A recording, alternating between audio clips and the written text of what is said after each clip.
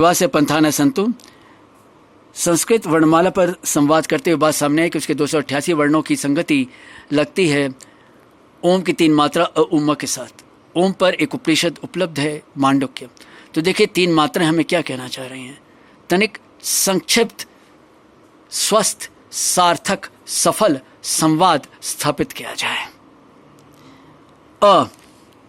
वैखरी वाणी का व्यक्त रूप है। स्थूल विश्व, वैश्वानर, विराट, उत्पत्ति।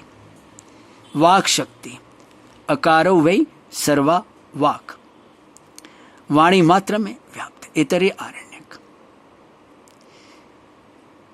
इसी के आधार पर गीता में भी कहा गया अक्षरों में अ।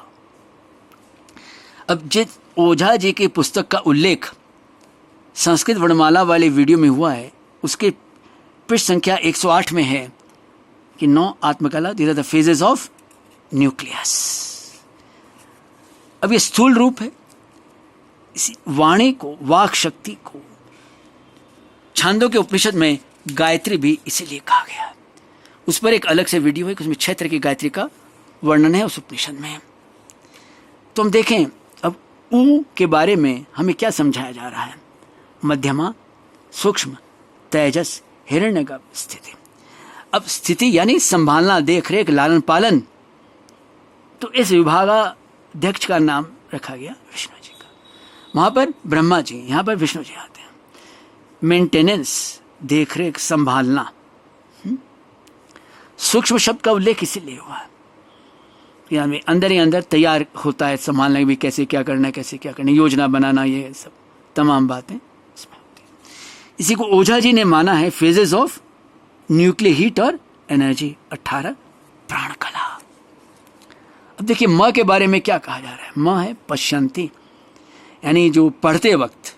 देखिए वहां पर क्या कहा गया था, यही कि जब पढ़ते वक्त वो भी उतार चढ़ाव के साथ में जब मन ही मन पढ़ते हैं तब। कारण मतलब वहां पर स्थूल शरीर, सूक्ष्म शरीर, कारण शरीर। म में ईश्वर, यहां पर ईश्वर शब्द है। देखिए आगे में आ रहा है लय। तो ईश्वर जो यहां पर है, मन माना अर्थ न लिया जाए, यहां पर एक ही अर्थ निकलेगा। लक्ष्यार्थ में भी देखें, जैसे कहा गया ईशावास्य मिदगुम सर्वम। तो ईश्वर क्या है, अनुशासन, जी हाँ, विवेक। और इसी रूप में वो प्रयुक्त हुआ है। ईश्वर सर्वभूतानां हृदयेषु अर्जुन तिष्ठति। मन माना अर्थ न लगाया जाए। जो तीसरी मात्रा म है, वो मां धातु से बनी, उसमें क्या हो रहा है, लय हो रहा है। तो उसमें अ का, उ का, दोनों का लय इसमें म में हो रहा है।